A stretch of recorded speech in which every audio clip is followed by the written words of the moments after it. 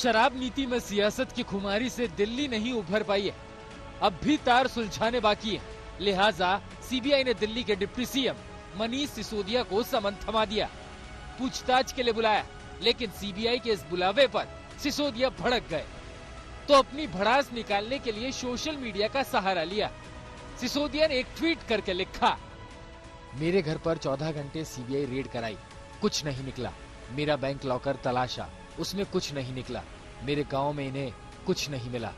अब इन्होंने कल 11 बजे मुझे सीबीआई मुख्यालय बुलाया। मैं जाऊंगा और पूरा सहयोग करूंगा। सत्यमेव जयते। अपने लेफ्टिनेंट को फंसता देखकर कप्तान केजरीवाल ने शहीद आजम भगत सिंह से तुलना कर डाली। वहीं उनकी पार्टी लीपापोती में जुट गई। 500 जगह छापे मारे गए। मनीष जी के घर पे छापा मारा। मनीष जी के यहां 14 घंटे सीबीआई रही। सुबह से शाम तक मनीष सिसोदिया जी की पूछताछ की गई। 10,000 करोड़ रुपए में से क्या मिला अभी तक? सीबीआई के कटघरे में दिल्ली में आम आदमी पार्टी की सरकार आई तो बीजेपी को हमले का मौका मिल गया। कहते थे मैं शराब बंदी करूंगा, मैं शराब बहुत बुरी चीज है, शराब पीना बुरा है, मैं दुकानें कम करूंगा, मैं मोहल्ले में दुकानें खोलूंगा नहीं। लेकिन जब सरकार में बैठे तो एक्साइज पॉलिसी बना करके बस मोहल्ले मोहल्ले तक पहुंचाने का इंतजाम कर दिया और घोटाले पे घोटाला किया। घोटाला क्या किया? घोटाला ये किया कि शराब के ठेकेदारों से 2% का कमीशन होता था, उस कमीशन को 12% कर दिया। 12% दे दो, 6% ले लो। कमाई आम के आम, गुटली के दाम।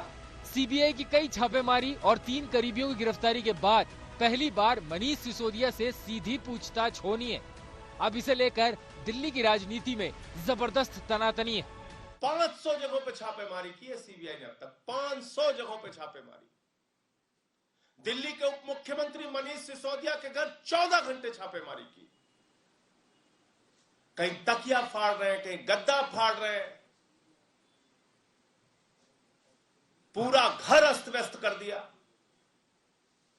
14 घंटे की छापेमारी के बाद ना कोई बेनामी संपत्ति का कागज मिला, ना 1 रुपए की बरामदगी हुई, ना किसी प्रकार का भ्रष्टाचार का कोई सबूत मिला। मनीष सिसोदिया बार बार अपने से ही ये क्लीन चिट देते रहते हैं अपने आप को। उसको एक करारा तमाचा है कल का सीबीआई में उनको बुलाया जाना। सीबीआई कोर्ट है, कल उनको 11 बजे उपस्थित होना है और मुझे पूरा विश्वास है कि जो लूट और पाप इन लोगों ने दिल्ली के साथ किया है उसमें इन लोगों के पास पर्याप्त सबूत है सीबीआई के पास। दिल्ली की शराब नीति केजरीवाल सरकार के गले की हड्डी बन गई है। ना उगलने में बन रहा है और ना निगलने में। दरअसल एक्साइज पॉलिसी केस में मनीष सिसोदिया पर 2 प्रमुख आरोप हैं। पहला आरोप ये कि जब आबकारी विभाग ने शराब दुकान के लिए लाइसेंस जारी किए तो इस दौरान मनीष सिसोदिया ने कुल प्राइवेट वेंडर्स को 144 करोड़ 36 लाख रुपए का फायदा पहुंचाया, क्योंकि इस दौरान इतने रुपए के लाइसेंस की फी माफ कर दी गई।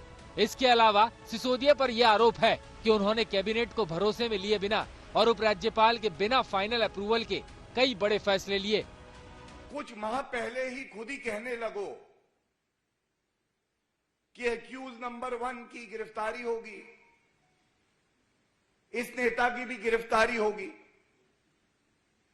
अगर जांच एजेंसियों से डर लगता है तो भ्रष्टाचार किया क्यों अरविंद केजरीवाल जी, मनीष सिसोदिया जी? हालांकि आम आदमी पार्टी ने इसे गुजरात चुनाव से जोड़ दिया है। कल जो मनीष जी को गिरफ्तार किया जा रहा है उसका लेना देना एक्साइज से नहीं है, उसका मामला गुजरात चुनाव का है। गुजरात के अंदर गुजराती लोग परिवर्तन चाह रहे हैं, परिवर्तन की बात कर रहे हैं। भारतीय जनता पार्टी और आम आदमी पार्टी की सीधी टक्कर है गुजरात के अंदर। भारतीय जनता पार्टी घबराई हुई है, उनकी घबराहट हर जगह दिख रही है।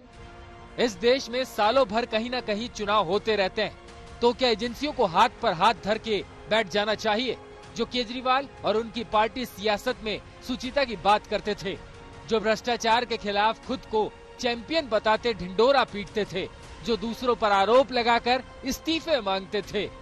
अब उन्होंने अपना पैमाना क्यों बदल लिया?